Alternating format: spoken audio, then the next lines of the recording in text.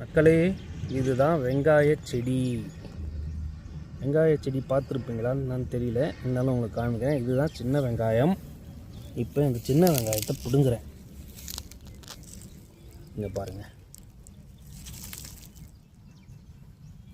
வெங்காயம் வந்துடுச்சா?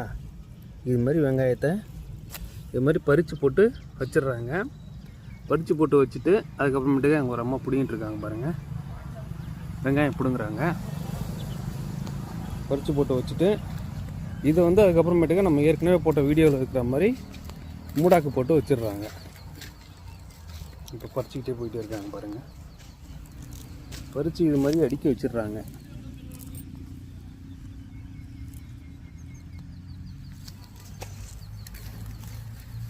வெங்காயம் மேலேயே வந்துருமா?